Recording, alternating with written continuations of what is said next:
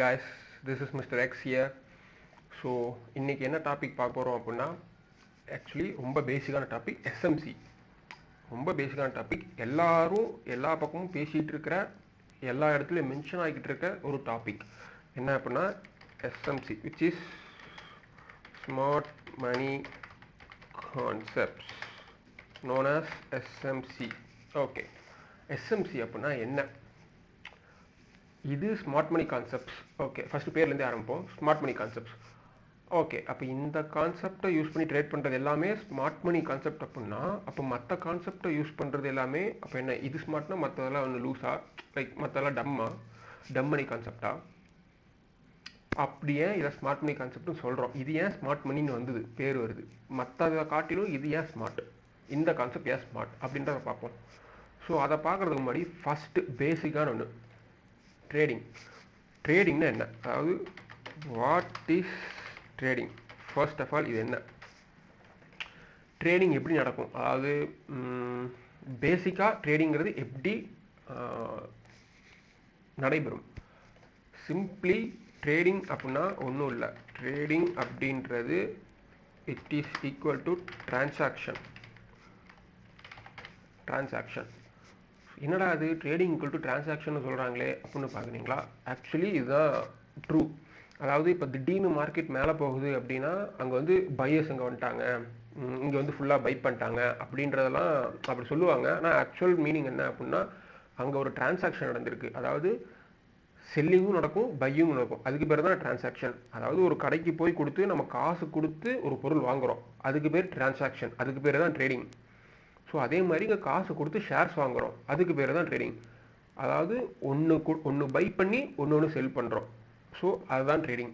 அதாவது இப்போது ஒரு இடத்துல ஏதோ ஒரு மார்க்கெட்டில், ஷேர் மார்க்கெட்டில் ஏதோ ஒரு பாயிண்ட் ஆஃப் டைமில் ஒரு ப்ரைஸ் வந்து பயங்கரமாக ரைஸ் ஆகுது அப்படின்னா, எப்பா இங்கே வந்து என்னப்பா பயங்கரமாக ரைஸ் ஆகுது, இங்கே ஃபுல்லாக எல்லாருமே பை பண்ணிட்டாங்க அப்படின்னு மட்டும் சொல்லக்கூடாது. ஆக்சுவலி அந்த இடத்துல பையிங்கும் நடக்கும், செல்லிங்கும் நடக்கும்.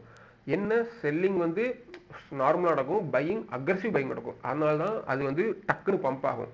வெறும் பையிங் மட்டும்லாம் நடக்காது, ஒரு டிரான்சாக்ஷன் நடந்தால் தான் அது பேரே ட்ரேடிங். நீங்கள் என்ன ட்ரேட் பண்ணாலும் சரி, நீங்கள் எப்படி ட்ரேட் எடுத்தாலும் சரி, அங்கே டிரான்சாக்ஷன் நடக்கும். நீங்கள் வந்து ஒரு ஷேரை வாங்குறீங்க, வாங்கி அதை வந்து எக்ஸிட் பண்ணிட்டீங்க அப்படின்னா என்ன, விற்கிறீங்கன்னு அர்த்தம். எப்படி விற்க முடியும் உங்களால்? வேறு ஒருத்தங்க வாங்குறாங்க அப்படின்னா தான் உங்களால் விற்க முடியும் அந்த நேரத்தில். ஆமாம்ல, அதான கான்செப்ட், அதான வந்து லாஜிக்கு. அதாவது என்ன சொல்கிறது, நம்ம பை பண்ணுறோம், ஒரு செட் ஆஃப் ஸ்டாக்ஸ், ஒரு 100 ஸ்டாக் பை பண்ணுறோன்னு வச்சுக்கோங்களேன். அந்த இடத்துல நம்ம செல் பண்ணுறோம், ஒரு 100 ரூபாய்க்கு ப்ரைஸ் வந்து 100 ரூபா இருக்கும்போது பை பண்ணுறோம். அது வந்து இப்போ வந்து ஓகே ஒரு 150 ரூபா ஆயிடுச்சு. ஓகேயா, இப்போ நம்ம விற்கணும். இந்த ட்ரேடை விட்டு எக்ஸிட் ஆகணும் அப்படின்னா நம்ம எக்ஸிட் பண்ணிடுவோம். எக்ஸிட் பண்ண என்ன ஆகும், 150 ரூபாவில் ஸ்டாக்ஸ் எல்லாம் செல் ஆகும். அப்படி இந்த சென்ஸ் இங்கே விற்கிறோம், நம்ம இந்த ஸ்டாக்கை விற்கிறோம். எப்படி விற்கிறோம்? வேறு யாரோ ஒரு பர்சன், இப்போ நம்ம வந்து ஏன்னு வச்சுப்போமே, பீன்ற ஒரு பர்சன் 150 ரூபாய்க்கு நம்மளோட விற்கிற ஸ்டாக்கை வாங்குறதுக்கு ரெடியாக இருக்காங்க. அப்படிங்கிற போது தான் நம்மளால் விற்கவே முடியும். ஸோ பையர்ஸும் இருக்கணும், செல்லர்ஸும் இருக்கணும். இருந்தால் மட்டும்தான் அங்கே வந்து ட்ரேடிங்கே நடக்கும். இதுக்கு பேர் தான் ட்ரேடிங், இதுக்கு பேர் தான் டிரான்சாக்ஷன். இப்படி இருந்தால் தான் ட்ரேடிங்கே நடக்கும். ஓகேயா, இது வந்து கிளியராக இருக்கும்னு நினைக்கிறேன். ஸோ இது சிம்பிள் கான்செப்ட், இது ஒன்றும் பெரியதெல்லாம் இல்லை. இது பேசிக்காக ட்ரேடிங் அப்படின்னா டிரான்சாக்ஷன் அப்படின்னு சொல்லுவோம். சரி, ஓகே, ட்ரேடிங்னா என்னென்னு பார்த்துருவோம். சரி, இப்போ என்னென்ன டைப்ஸ் ஆஃப் ட்ரேடர்ஸ் யார் இருக்காங்க? ட்ரேடிங் பார்த்துட்டோம். Okay, so types of traders, மார்க்கெட்டில் இருக்கக்கூடிய டைப்ஸ் ஆஃப் ட்ரேடர்ஸ் யாருன்னு பார்ப்போம். 2 டைப் இருக்காங்க. டைப்ஸ் ஆஃப் ட்ரேடர்ஸ் 2 பேர். ஒன்று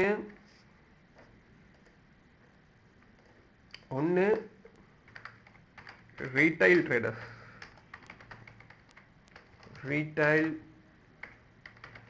ட்ரேடர்ஸ். ஓகே, இது ஒன்று. ஓகேயா, இன்னொன்றுக்கு வருவோமே, அடுத்து வருவோம். இன்னொன்று இங்கே வருவோம்.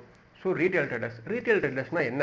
ரீட்டைல் ட்ரேடர்ஸ்னால் யார்? ஃபஸ்ட்டு ரீட்டைல் ட்ரேடர்ஸ்லாம் யாரும் இல்லை, நம்ம தான். நம்மளை மாதிரி சின்ன ஆட்கள். அதாவது ஒரு 5000, 10,000, 50,000, 1 லட்சம், 10 லட்சம், 50 லட்சம், 1 கோடி, 10 கோடி இல்லை, ஒரு இவ்வளோ நம்மளாம் அதிகபட்சம் அவ்வளோதான் வச்சுருப்போம். அதை வச்சு தான் ட்ரேட் பண்ணுவேன். அதிகபட்சம் நீங்கள் எங்கேயாச்சும் ஒரு சோஷியல் மீடியாவில் எங்கேயாவது ட்விட்டரில் யாருனாலும் பார்த்துருப்பீங்க. பிஆர் சுந்தர் அவர்லாம் பார்த்தீங்கன்னா 10 கோடி வச்சு ட்ரேட் பண்ணுவார். ஸோ நம்மளுடைய அதிகபட்ச அமௌண்ட்டே 10 கோடி தான். 10 கோடி 20 கோடி 30 கோடி இருக்கட்டும், 20-30 கோடி இருக்கும், அவ்வளோதான் நம்மளுடைய அதிகபட்சம் இருக்கிறதே. அதுலேயும் நம்ம கேபிட்டல் டிப்ளாய்டு அப்படின்னு பார்த்தா அதில் ஒரு 50% கூட இருக்காது கேபிட்டல் டிப்ளாய்டு. ஸோ இப்படி தான் நம்மளோட அமௌண்ட்டே ட்ரேட் பண்ணுற அமௌண்ட்டே இவ்வளோ தான். நம்மலாம் ரீட்டெயில் ட்ரேடர்ஸ். நம்ம வந்து நம்ம நினச்சாலாம் வந்து என்ன சொல்கிறது, மார்க்கெட் வந்து நம்ம இஷ்டத்துக்கெல்லாம் மூவ் பண்ண முடியாது. நம்ம ஓகே, நம்ம எல்லாரும் ஆளாளுக்கு 5 ஷேர் 10 ஷேர் 100 ஷேர் இந்த மாதிரி கொஞ்சம் கொஞ்சமாக வாங்குவோம். நான் 10 ஷேர் வாங்குவேன், நீங்கள் 100 ஷேர் உங்கள்கிட்ட இருக்க காசு வச்சு வாங்குறீங்க, இன்னொருத்தன் 1000 ஷேர் வாங்குவான். ஸோ இந்த மாதிரி இப்படி தான் கொஞ்சம் கொஞ்சம் பிரித்து அங்கங்கே வாங்குவோம். இது வந்து நார்மலான பீப்புள், ரீட்டெயில் ட்ரேடர்ஸ் அப்படின்றது. இன்னொன்று யார், second type of traders, institutional traders. Institutional traders அவங்கள என்னென்னு சொல்லுவாங்கன்னா மார்க்கெட் மேக்கர்ஸ் அப்படின்னு சொல்லுவாங்க. என்னடா இன்ஸ்டிடியூஷனல் ட்ரேடர்ஸ் அப்படின்னா யார், இவங்களை ஏன் மார்க்கெட் மேக்கர்ஸ்ன்னு சொல்கிறோம்? இன்ஸ்டிடியூஷனல் ட்ரேடர்ஸ் அப்படின்றதெல்லாம் யார் அப்படின்னு பார்த்தோம்னா, இப்போது இங்கே பார்த்தோம் நம்மக்கிட்ட இருக்கிற காசெல்லாம் அதிகபட்சம் போனால் 10 கோடி, இதெல்லாம் அதிகபட்சம் சொல்கிறது. இவங்க 100 கோடி 500 கோடி 1000 கோடி 2000 கோடி 10,000 கோடி இப்படின்ற அமௌண்ட்ஸை வச்சு ட்ரேட் பண்ணுற ஆட்கள். இவங்களுடைய பேசிக் அமௌண்ட்டே அப்படி தான் இருக்கும். 100 கோடி 500 கோடி 1000 கோடி இந்த மாதிரி தான் இருக்கும். இவங்களோட அமௌண்ட்ஸ் ஒரு கேபிட்டலே, ட்ரேடிங் கேபிட்டலே இப்படி இருக்கும். இவங்கெல்லாம் யார் அப்படின்னா, அதாவது இவங்கெல்லாம் வந்து ப்ரைவேட் இன்வெஸ்டர்ஸு, அப்புறம் ஹெட்ஜ் ஃபண்ட்ஸ், அப்புறம் பேங்க்ஸ், ஃபினான்ஷியல் பேங்க்ஸ் இவங்கெல்லாம். என்னடா ஃபினான்ஷியல் பேங்க்ஸ், இது வரும், இந்த டாபிக் வரும். ஒரு செகண்ட். இங்கே ரீட்டெயில் ட்ரேடர்ஸ் யார்? நான் we as a common people நம்ம தான் retail traders.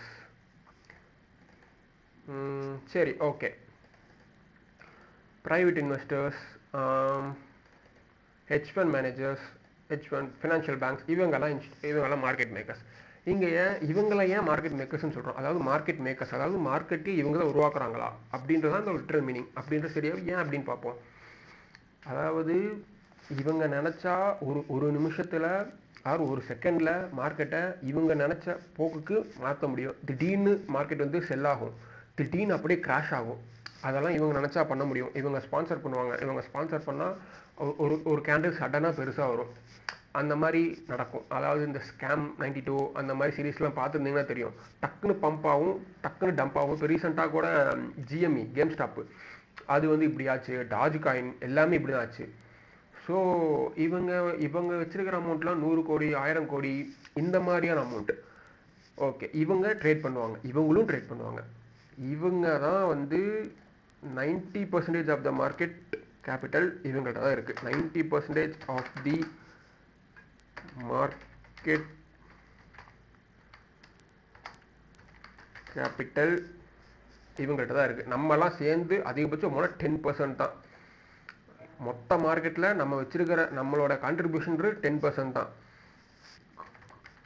Contribution of retail traders is just 10%, 10 to 20% அந்த ரேஞ்சில் வச்சுப்போம். அவ்வளோதான். ஓகே, நம்மலாம் இவ்வளோ தான். நம்ம நினச்சாலாம் ஒரு செகண்ட்லேயோ ஒரு நிமிஷத்துலேயோ மார்க்கெட்டில் மூவ் ஆகாது. ஆனால் இங்கே அப்படி இல்லை, இங்கே கதையே வேறு.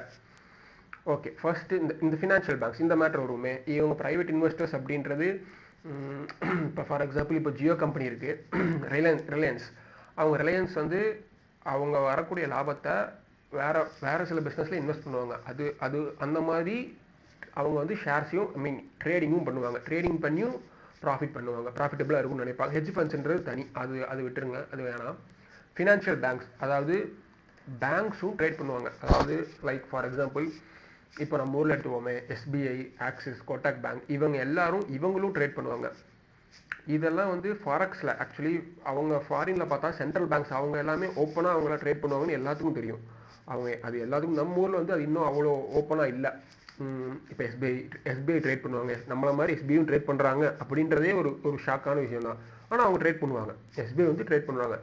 நம்மக்கிட்ட இருக்க கேபிட்டல் இவ்வளோ தான், ஒரு 1 லட்சம் 2 லட்சம் 3 லட்சம் இவ்வளோதான் ஆகுது. அவங்க 50 கோடி 100 கோடி அந்த மாதிரி வச்சு ட்ரேட் பண்ணுவாங்க. அப்படி ட்ரேட் பண்ணுறனால தான் அவங்களால வருஷத்துக்கு நம்ம இப்போ ஃபார் எக்ஸாம்பிள் எஃப்டி போடுறோம், ஃபிக்ஸ்டு டெபாசிட் போடுறோம் அப்படின்னா ஒரு வருஷத்துக்கு நமக்கு 5% தான் கொடுப்பான். அதாவது எஃப்டியில் 1 இயருக்கு ஒரு வெறும் 5%, 5 to 7% தான் நமக்கு ரிட்டர்ன் வரும் எஃப்டியில் போட்டோன்னா. ஓகேயா? அதாவது இப்போ 1 லட்சம் கட்டுறோம் அப்படின்னா நமக்கு 5000லேருந்து 7000 வரைக்கும் ரிட்டர்ன் வரும். எப்படி அவன் அந்த காசை தரான்? அவனுக்கு இது லாஸ் தானே. ஆக்சுவலி அவன் சும்மா வச்சிருந்து கொடுத்தானா லாஸ். அவன் இந்த காசை வேற வெளியில் கொடுப்பான், வெளியில் கொடுத்து நமக்கு ப்ராஃபிட்டபுளாக கொடுப்பான். ஃபார் எக்ஸாம்பிள் அவன் நமக்கு வந்து ஃபிக்ஸ்டு டெபாசிட்டில் போட்டான்னா வருஷத்துக்கு 5% கொடுக்குறான் அப்படின்னா அவன் வந்து அட்லீஸ்ட் ஒரு 6% சம்பாதிக்கணும்ல. அப்போ அதான அட்லீஸ்ட் 1% அவனுக்கு ப்ராஃபிட் வரும். அவன் வெளியே காசை விட்டு சம்பாதிப்பான். நம்ம கொடுக்குற 1 லட்சத்தை, நம்ம பேங்க்கில் போடுற 1 லட்சத்தை அவன் வந்து மற்றவனுக்கு லோனாக கொடுப்பான். வேற ஒருத்தவங்க லோன் கேட்டிருப்பாங்க அதே பேங்க்கில், அவனுக்கு லோனாக கொடுப்பான். அந்த மாதிரியும் சம்பாதிக்கலாம். இல்லை மியூச்சுவல் ஃபண்ட்ஸில் போடுவான், இல்லை இன்னும் வேறு ஏதாவது வழியில் கொடுக்கலாம். அவன் வேறு ப்ரைவேட் இன்வெஸ்டர்ஸ்க்கு அவன் வந்து இது கொடுக்கலாம், மணி லெண்ட் பண்ணலாம், கடனாக கொடுக்கலாம். அப்படி இருக்குது. அது இல்லாமல் ட்ரேடும் பண்ணுவாங்க. அவங்க ட்ரேட் பண்ணுவாங்க. ட்ரேட் பண்ணி வருஷத்துக்கு ஒரு 10 to 12% எடுப்பாங்க. மோஸ்ட்லி மேக்ஸிமம் அந்த ரேஞ்சில் எடுப்பாங்க. அது டிபெண்ட்ஸ் ஆன் அது கண்டிஷன்ஸ் தான், மார்க்கெட் கண்டிஷன்ஸ் தான். அது நம்ம வந்து சொல்ல முடியாது. ஸோ வருஷத்துக்கு ஒரு அட்லீஸ்ட் ஒரு 10% தான் எடுத்துருவாங்க, 8 to 10% எடுத்துருவாங்க ட்ரேட் பண்ணி. அப்படி ட்ரேட் பண்ணி எடுக்கிறங்காட்டி தான் நமக்கு அவன் வந்து அந்த பேங்க்காரன் வருஷத்துக்கு இன்ட்ரெஸ்ட் அப்படின்னு சொல்லி நமக்கு ஃபிக்ஸ்டு டெபாசிட்டில் போடுறான் கொடுக்க முடியுது. அவனால் 5% 6% கொடுக்க முடியுது. இல்லைனா அவனால் எப்படி அவனால் பேங்க் நடத்த முடியும்? ஸோ அவனும் ட்ரேட் பண்ணுவான், எஸ்பிஐயும் ட்ரேட் பண்ணுவான், ஆக்சிஸ் பேங்க் ட்ரேட் பண்ணுவான், எல்லாரும் ட்ரேட் பண்ணுவாங்க. இது வந்து ஆக்சுவலி ஃபாரினில் ஃபாரெக்ஸில் இதெல்லாம் வந்து அவங்க ஓப்பனாகவே சொல்லுவாங்க. சென்ட்ரல் பேங்க்ஸ் வந்து அவங்க ஓப்பனாக ட்ரேட் பண்ணுறாங்க அப்படின்றது எல்லாத்துக்கும் தெரியும். ஓகே, இது வரைக்கும் நம்ம பார்த்துட்டோம், இது வரைக்கும் இருக்கட்டும். ஸோ இப்போ இது வரைக்கும் என்ன பார்த்துருக்கோம்? யார் யார் ட்ரேடிங்னா என்ன, டைப்ஸ் ஆஃப் ட்ரேடர்ஸ், யார் யாரெல்லாம் மார்க்கெட்டில் இருக்காங்க. ரீட்டைல் ட்ரேடர்ஸ் ஒன்று, இன்ஸ்டிடியூஷனல் ட்ரேடர்ஸ் ஒன்று. Institutional traders or market makers or private investors எப்படி வேணால் சொல்லிக்கலாம், பேங்க்ஸ் எப்படி வேணால் சொல்லிக்கலாம். இதெல்லாம் யார்? இது காமன் பீப்புள். நம்மளை மாதிரி சின்ன சின்ன ஆட்கள், ஒரு கொஞ்சம் சின்ன சின்ன அமௌண்ட்ஸ் வச்சு ட்ரேட் பண்ணக்கூடிய ஆட்கள். இவங்கெல்லாம் வந்து சிம்பிளாக சொன்னால் எப்படி பண முதலைகள் இப்படி சொல்லலாம். இவங்க வந்து அந்த பண முதலைகள். ஓகேயா? இதில் ஆமாம், இதில் ஒரு முக்கியமான கோட் ஒன்று இருக்குது. ஆக்சுவலி ஒன்று சொல்லுவாங்க, ஒரு ஸ்டேட்மெண்ட் சொல்லுவாங்க.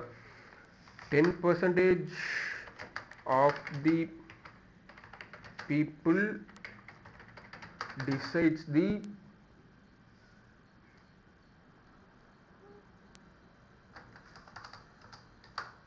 90% of the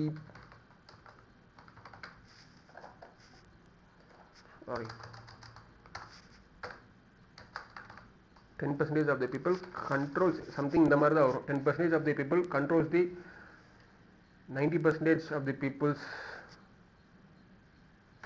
people's money. Something like இந்த மாதிரி வரும். இது எதுக்கு சொல்லுவாங்கன்னா, இந்த மாதிரி இன்ஸ்டிடியூஷனல் ட்ரேடர்ஸ் அவங்க 10% இருப்பாங்க. ஆனால் மீதி இருக்க 90% ஆஃப் த ஆளுகளுடைய மணியை இவங்க நினச்சா என்ன வேணால் பண்ணலாம், அந்த மாதிரி. ஓகே, இந்த இடத்துல உங்களுக்கு ஒரு டவுட் ஒன்று வந்திருக்கணும் ஆர் ப்ராபப்ளி வரணும். நம்ம ஃபஸ்ட்டு என்ன பார்த்தோம்? ட்ரேடிங்கிறது டிரான்சாக்ஷன் அப்படின்னு பார்த்தோம். ஓகேயா? அதாவது பையிங் நடந்ததுன்னா செல்லிங் நடக்கணும், செல்லிங் நடந்ததுன்னா பையும் நடக்கணும். அப்போ தான் ட்ரேடிங்கே நடைபெறும் அப்படின்றத பார்த்தோம். இப்போ நம்மக்கிட்ட இருக்கிறதே வெறும் 10% 20% தான் நம்ம வந்து கான்ட்ரிபியூட் பண்ணுறதே ஓவரால் மார்க்கெட்டில். ஆனால் இவங்க 80 to 90% ஆஃப் த மார்க்கெட் இவங்க தான் ஓன் பண்ணுறாங்க. அப்படிங்கும்போது எப்படிப்பா அந்த இடத்துல டிரான்சாக்ஷன் நடக்கும்? அதாவது ஃபார் எக்ஸாம்பிள் இந்த இன்ஸ்டிடியூஷனல் ட்ரேடர்ஸ் இவங்க வந்து 1 லட்சம் ஷேர் வாங்குவாங்க. ஓகேயா? 1 லட்சம் ஷேர் வாங்குறாங்க அப்படின்னா, வாங்கணும்னு இவங்க காசு வச்சுருக்காங்க, அந்தளவு காசு இருக்குது. அப்போ இங்கே 1 லட்சம் ஷேர் எல்லோரும் விற்கணும்ல, நம்ம எல்லோரும் சேர்ந்து. அப்போனா தானே வாங்க முடியும். இல்லைன்னா நடக்காது, ட்ரேடிங்கே நடக்காது. நமக்கு பிரச்சனை இல்லை. நம்ம என்ன 5 ஷேர் வாங்குவோம், 10 ஷேர் வாங்குவோம், 100 ஷேர் வாங்குவோம், 1000 ஷேர் வாங்குவோம். அதெல்லாம் ஈஸியாக கிடைக்கும்.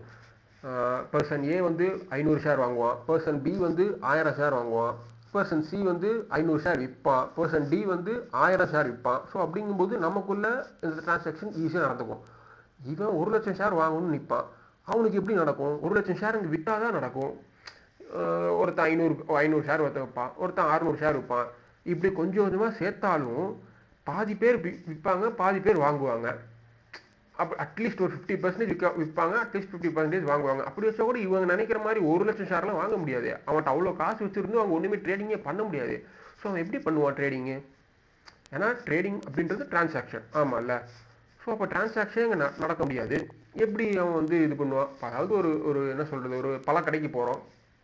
பழக்கடைக்கு போய் நம்மக்கிட்ட என்கிட்ட வந்து 10,000 ரூபா காசு இருக்குப்பா, என்கிட்ட அதுக்கேற்ற மாதிரி எல்லா பழத்தையும் கொடுங்க அப்படின்னா, அந்த பழக்கடையில் இருக்கிறதே மொத்தம் இதுவே வந்து ஒரு 5,000க்கு தான் வியாபாரத்துக்கான அமௌண்ட்டு தான் அந்த காசு, அந்த பழம் தான் இருக்கும்.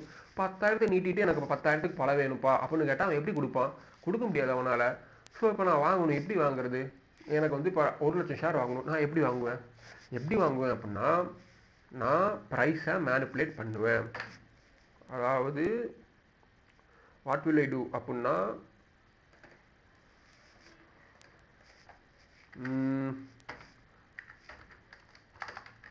Market makers manipulate the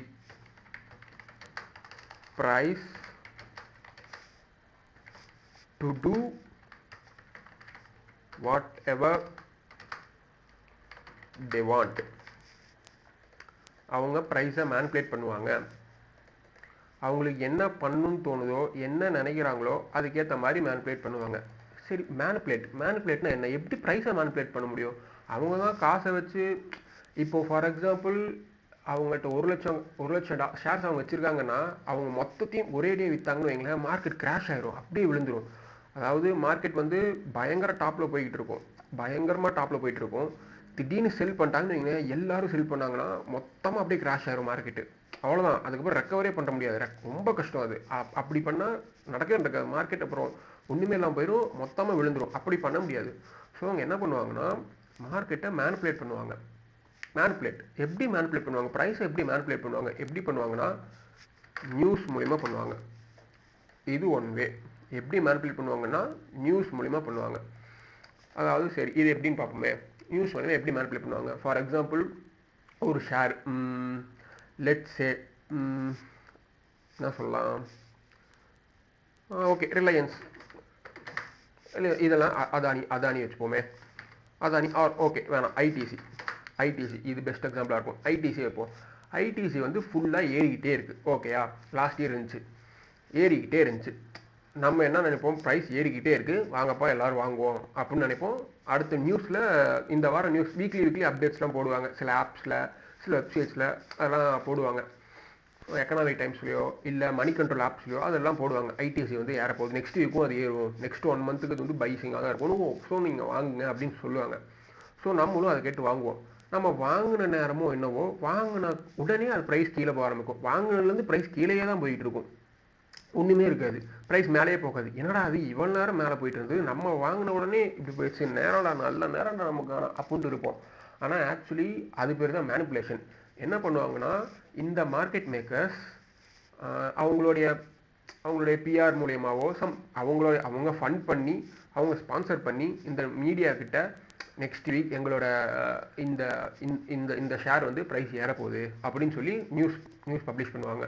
so எல்லோரும் பை பண்ணுங்கன்னு சொல்லி, இந்த மாதிரி ஏதோ ஒரு வகையில், இந்த மாதிரி இது மட்டும் இல்லை, வேறு வகையில் எப்படியெல்லாம் மேனிப்புலேட் பண்ண முடியும், இந்த மாதிரி வந்து மக்களை மேனிப்புலேட் பண்ணுவாங்க, மக்களை மிஸ்டைரக்ட் பண்ணி நம்மளாம் வாங்க வைப்பாங்க. ஏன்னா அவங்க விற்கணும்னு நினைப்பாங்க. அதாவது இப்போது இந்த ஐடிசின்ற ஷேரை என்னால் 10 ஷேர் வாங்க முடியும், நான் வாங்குறேன். நான் ஒரு 5,000 போடுறேன், 6,000 வாங்குறேன், இல்லை ஒரு 50,000 போடுவேன், 1,00,000 போடுறேன், 100 ஷேர் அந்த மாதிரி வாங்குவேன். ஆனால் பட் சப்போஸ் இப்போ நான் வந்து இதில் ஒரு 50 கோடி ரூபா இன்வெஸ்ட் பண்ணியிருக்கேன்னு வைங்களேன். 50 கோடி இன்வெஸ்ட் பண்ணியிருந்தேன்னா, இப்போ நான் 50 கோடி எனக்கு வந்து இப்போதைக்கு எனக்கு ஒரு அர்ஜென்ட்டாக எனக்கு வந்து ஒரு 25 கோடி எனக்கு கையில் காசு வேணும், இந்த ஷேர்ஸ் எல்லாம் விற்கணும், எனக்கு அந்த மாதிரி எனக்கு வேணும் அப்படின்னா, ப்ரைஸ் மேலே போய்கிட்டே இருக்குது. ஓகே, ஜென்ரலாகவே எல்லோரும் வாங்குவாங்க, இந்த ஷேர் நல்லா போய்கிட்டு இருப்பா வாங்குவோன்னு சொல்லி வாங்குவாங்க. ஆனால் எனக்கு இன்னும் வந்து எனக்கு அப்படி எல்லோரும் வாங்கினா கூட என்னால் 25 கோடி என்னால் விற்க முடியாது மார்க்கெட்டில், பாதிக்கு பாதி விற்கணும். அப்படின்னா நான் இந்த மாதிரி மீடியாட்ட இந்த மாதிரிலாம் சொல்லி டக்குன்னு ப்ரைஸ் போக போது வாங்கிக்கன்னு எல்லாத்தையும் வாங்க சொல்லுவேன். ஸோ வாங்குறதுக்கு நிறையா பேர் உள்ளே இன்வால்வ்டாக வருவாங்க. வந்த அப்புறம் நான் அதை வந்து ஒரேடியே 25 கோடி விற்க மாட்டேன். ஒரு 2 கோடி ஒரு பக்கம், 5 கோடி ஒரு வாட்டி, மறுபடியும் 5 கோடி ஒரு வாட்டி, ஒரு 3 கோடி ஒரு வாட்டி, அப்படி பிரித்து கொஞ்சம் கொஞ்சமாக 25 கோடி வரைக்கும் நான் விற்றுருவேன். ப்ரைஸை வந்து ஐடிசியாக என்னோட பாதி ஷேர்ஸை நான் விற்றுட்டு வெளியே வந்துடுவேன். ஸோ அது வரைக்கும் மேலே போயிட்டு இருந்த மார்க்கெட் மேலே போயிட்டுருக்கும். நான் ப்ராஃபிட் புக் பண்ணிடுவேன். ப்ராஃபிட் புக் பண்ணதுக்கப்புறம் கொஞ்சம் கீழே வந்துட்டு ரெக்கவர் ஆகிட்டு திரும்ப மேலே போகும். ஸோ இதுதான் நடக்கும். இப்படி தான் மேனிபுலேட் பண்ணுவாங்க. நமக்கு எப்போ தெரியுமா சொல்லுவாங்க, எப்பா நீங்கள் வந்து ஐடிசி வந்து மேலே போயிட்டே இருக்குப்பா வாங்குங்க அப்படின்னு சொல்லி இந்த இடத்துல சொல்லுவாங்க. நாம் இங்கே இந்த இடத்துல வாங்கி ஒரு கொஞ்சம் 2 ரூபா 3 ரூபா மேலே இருக்கும். அப்புறம் அப்படியே விழுக ஆரம்பிச்சிடும். ஏன்னா அது ஃபுல்லாக போய்கிட்டே இருக்குது, கீழே போயிட்டு இருக்கு அப்படின்னு சொல்லிட்டு இங்கே வந்து எக்ஸிட் ஆகும். வேணாப்பா, இங்கே வேணாப்பான்னு இந்த இடத்துல எக்ஸிட் ஆனதுக்கப்புறம் மார்க்கெட் மேலே போக இருக்கும். ஆடா பாவிகளா அப்படின்னு தான் நமக்கு ஃபீல் ஆகும். இப்படி தான் நடக்கும் ஆக்சுவலி. இதெல்லாம் எத்தனை பேர் ஃபீல் பண்ணிங்கன்னு தெரியல. நான் இந்த மாதிரிலாம் நிறைய பேர் ஃபீல் பண்ணியிருப்போம். கண்டிப்பாக நிறைய பேர் ஃபீல் பண்ணியிருப்போம். அது வரைக்கும் மேலே போயிட்டே இருந்திருக்கும். நம்ம வாங்கின உடனே அது அப்படியே கீழே வர ஆரம்பிச்சிருக்கும். இப்படி தான் மேனிபுலேட் பண்ணுவாங்க. இப்படி பண்ணி தான் அவங்களோட ஆர்டர்ஸை அவங்க ஃபில் பண்ண முடியும். அவங்களால சும்மா டேரெக்டாக எடுத்துன்னு வாங்க முடியாது. ஆர்டர்ஸை ஃபில் பண்ணணும். அவங்க செல் பண்ணணும்னு நினச்சாங்கன்னா மற்றவங்க எல்லாரும் பை பண்ணணும். இவங்க பை பண்ணணும்னு நினச்சாங்கன்னா மற்றவங்க எல்லாரும் செல் பண்ணணும். அப்படி அவங்கள செல் பண்ண வைக்கணும். அதுக்கு நியூஸ் மூலியமாகவோ வேறு எது மூலியமாகவோ மேனிபுலேட் பண்ணணும். ஏதாவது வகையில் மக்களை மேனிபுலேட் பண்ணி அவங்க நினச்சதை அவங்க பண்ணணும். ஸோ இவங்களுக்கு இந்த 10% ஆளுகளுக்கு மீதி இருக்கிற 90% ஆளுக லாஸ் ஆனால் தான் இவங்க ப்ராஃபிட்டை பார்க்க முடியும். இவங்க ப்ராஃபிட் பார்க்கணும்னா மற்றவங்களாம் லாஸ் ஆகணும். ரீட்டைல் ட்ரேடர்ஸ் எல்லாம் லாஸ் ஆகணும். இதுதான் காலகாலமாக நடக்குது. ஸோ நம்ம ட்ரேட் பண்ணணும் அப்படின்னா நம்ம ஆக்சுவலி இப்போ ரீட்டைல் ட்ரேடராக ட்ரேட் பண்ணுமா, இன்ஸ்டியூஷனில் ட்ரேட் பண்ணுமா? ப்ராஃபிட்டபுளாக இருக்கணும் அப்படின்னா கண்டிப்பாக இன்ஸ்டியூஷனல் ட்ரேடர்ஸ் மாதிரி தான் ட்ரேட் பண்ணணும். ஓகே, ஆனால் நம்மக்கிட்ட அவ்வளோ காசு கிடையாது. நம்ம நினச்சாலும் அப்படிலாம் பண்ண முடியாது. ஸோ என்ன பண்ணணும் அப்படின்னா இந்த இன்ஸ்டியூஷனல் ட்ரேடர்ஸ் எப்படிலாம் இதுக்கு முன்னாடி ட்ரேட் பண்ணியிருக்காங்க அப்படின்றத நம்ம பார்ப்போம். ஃபார் எக்ஸாம்பிள் சொல்லணும்னா ஒரு இடத்துல ஒரு குற்றம் நடக்குது, ஒரு தப்பு நடக்குது அப்படின்னா அந்த இடத்துல ஒரு தடை இருக்கும். அதாவது ஒரு ஃபுட் பிரிண்ட் இருக்கும், விட்டுட்டு போயிருப்பாங்க. அதே மாதிரி இவங்க பை பண்ணியிருக்காங்க அப்படின்னா நமக்கு வந்து ஒரு தடையை விட்டுருப்பாங்க. இருக்கும், கண்டிப்பாக தடை இருக்கும். அந்த தடையத்தை நம்ம ஃபாலோ பண்ணி ஓகே எல்லாரும் பை பண்ணுறாங்க, ஸோ நம்மளும் இவங்களை போல் பை பண்ணிப்போம் அப்படின்னு சொல்லி நம்ம இவங்களோட சேர்ந்து நம்ம ஷேர்ஸை வாங்கலாம். இல்லை இவங்க செல் பண்ணுறாங்க அப்படின்னா அதுக்கும் ஒரு தடை இருக்கும், ஒரு ஃபுட் பிரிண்ட் இருக்கும், விட்டுருப்பாங்க, கண்டிப்பாக விட்டுருப்பாங்க. அதை பார்த்துட்டு ஓகே. ஆனால் அப்படி செல் ஆகும்போது எல்லாரும் செல் பண்ணுவாங்கன்னா இந்த 90% ஆளுங்க இல்லைப்பா பை பண்ணுவோம் தான் இருப்பாங்க. நல்லா யோசிச்சுங்க, நல்லா ஞாபகம் வச்சுங்க. இவங்க இந்த 90% ஆஃப் த பீப்புளுக்கு ஆப்போசிட்டாக தான் பண்ணுவாங்க. இங்கே எல்லாரும் வாங்கணும்னு சொன்னோன்னா இவங்க செல் ஆக போகுதுன்னு அர்த்தம். அப்போது நம்மளும் செல் பண்ணணும். இவங்க ஏதாவது இண்டிகேஷன் கண்டிப்பாக காட்டுவாங்க, தெரியும், மார்க்கெட்டில் தெரியும். ஏன்னா அவ்வளோ பெரிய அமௌண்ட் புழங்குது இல்லை, ஸோ தெரியும். ஸோ நம்ம அவங்கள ஃபாலோ பண்ணி நம்மளும் செல் பண்ணிக்கலாம். ஆனால் அந்த டைமில் மற்ற எல்லாரும் பை பண்ணிட்டு தான் இருப்பாங்க. அதே மாதிரி மார்க்கெட் கீழே போயிட்டே இருக்குன்னா என்னப்பா எல்லாரும் கீழே போயிட்டே இருக்கு, ஷேர்ஸை விற்றுட்டே இருங்கன்னு சொல்லி எல்லாம் விற்பாங்க. அதாவது நார்மலான மக்கள் எல்லாம் விற்பாங்க. ஆனால் அப்போ தான் எல்லோரும் விற்கணும், அப்போனா தான் இவன் வாங்க முடியும். ஸோ அதுதான் இவன் வாங்குறக்கான டைம். ஸோ இவன் ஃபஸ்ட்டு வாங்கிட்டான் அப்படின்னா இந்த இடத்துக்கு வாங்கிட்டாப்பா, இந்த இடத்துக்கு வாங்க போகிறான் அப்படின்னு சொல்லி நமக்கு ஒரு தடையும் தெரியும், நமக்கு ஒரு ஃபுட் பிரிண்ட் தெரியும். தெரிஞ்ச உடனேயே நம்மளும் இங்கே வாங்கினோம்னா இவன் கூட சேர்ந்து நம்மளும் ட்ராவல் பண்ணலாம். ஓகே, இவனும் ப்ராஃபிட்டில் இருப்பான், நம்மளும் ப்ராஃபிட்டில் இருப்போம். ஸோ இப்படி தான் நம்ம ஆக்சுவலி ட்ரேட் பண்ணணும். நம்ம இன்ஸ்டியூஷனல் ட்ரேடர்ஸாவோ மார்க்கெட் மேக்கர்ஸாவோ ஃபினான்ஷியல் பேங்க்ஸ் மாதிரியோ அந்த அளவுக்கு வச்சு நம்ம ட்ரேட் பண்ண முடியாது. பட் அவங்களுக்கு பின்னாடி நம்ம போகலாம், அவங்கள ஃபாலோ பண்ணி நம்ம போகலாம். இதுக்கு பேர் தான் ஸ்மார்ட் மணி கான்செப்ட். மற்ற ரீட்டைல் ட்ரேடர்ஸ் ஃபுல் ஆகணும், அது மூலியமாக ப்ராஃபிட் ஆகணும், அதுதான் கான்செப்ட். ஸோ அதனால தான் இது பேர் ஸ்மார்ட் மணி கான்செப்ட் அப்படின்றது. ஸோ இந்த ஸ்மார்ட் மணி கான்செப்ட்ஸ் அப்படின்றது இப்போதைக்கு பரவாயில்ல ஃபேமஸாக இருக்கிறது 2. ஒன்று ஐடிசி, இன்னொன்று supply and demand SNT. ITC அது ஒரு தனி டாபிக். ஆக்சுவலி இந்த ரெண்டுமே ஓரளவுக்கு கிட்டத்தட்ட பார்த்தா சிங்காக தான் இருக்கும். ஐடிசியும் சரி, சப்ளை அண்ட் டிமாண்டும் சரி. ஐடிசி அதாவது இந்த சப்ளை அண்ட் டிமாண்ட் படிக்கிறீங்க அப்படின்னா ஐடிசிக்குள்ளே தான் இது வரும், கண்டிப்பாக வரும். நம்ம இந்த சேனலில் சப்ளை அண்ட் டிமாண்ட் மட்டும்தான் பார்க்க போகிறோம். ஸோ சப்ளை அண்ட் டிமாண்டில் பார்க்குறோம் அப்படின்னா மெயினாக என்னென்ன ஃபோக்கஸ் பண்ணுவோம், ஸ்ட்ரக்சர், லிக்விடிட்டி, அப்புறம் வேறு என்ன, ஆர்டர் ஃப்ளோ, எப்படி எப்படி ஆர்டர்ஸ் வந்து ஃப்ளோ ஆகுது நம்ம பார்த்தோம்ல. அவங்க வந்து ஆர்டர்ஸ் ஃபில் பண்ணணும் அப்படின்னு எப்படி ஆர்டர் ஃப்ளோ ஆகுது. லிக்விடிட்டி, அதாவது இப்போ நான் செல் பண்ணணும்னு நினைக்கிறேன். நம்ம இந்த 2 கான்செப்ட் யூஸ் பண்ணால் நம்மளை மார்க்கெட் மேக்கராகவே நினச்சிக்கணும். விச் மீன்ஸ் நான் இப்போ பை பண்ணணும்னு நினைக்கிறேன்னா மற்ற எல்லாரும் செல் பண்ணணும், எல்லாத்தையும் செல் பண்ண வைக்கணும். அப்படி செல் பண்ண வச்சுட்டு அப்புறம் தான் நான் பை பண்ணுவேன். ஸோ அதுக்கு பேர் தான் லிக்விடிட்டி. அப்படின்னா தான் லிக்விடிட்டி கிடைக்கும். இந்த 3 வழியா நம்ம வந்து எப்படி மார்க்கெட் மேக்கர் மாதிரி, எப்படி நம்ம இன்ஸ்டியூஷன் ட்ரேடர்ஸ் மாதிரி நம்மளும் ட்ரேட் பண்ணலாம் அப்படின்றதான் நம்ம பார்க்க போகிறோம் இந்த சேனலில் பொறுத்த வரைக்கும். ஸோ இதுதான் ஆக்சுவலி ஸ்மார்ட் மணி கான்செப்ட்ஸ் அப்படின்றது. இந்த வீடியோ உங்களுக்கு யூஸ்ஃபுல்லாக இருந்திருந்து அப்படின்னா சப்ஸ்கிரைப் மட்டும் பண்ணிடுங்க. So that's it. இந்த வீடியோ அவ்வளோதான். தேங்க்ஸ் ஃபார் வாட்சிங். தேங்க்யூ.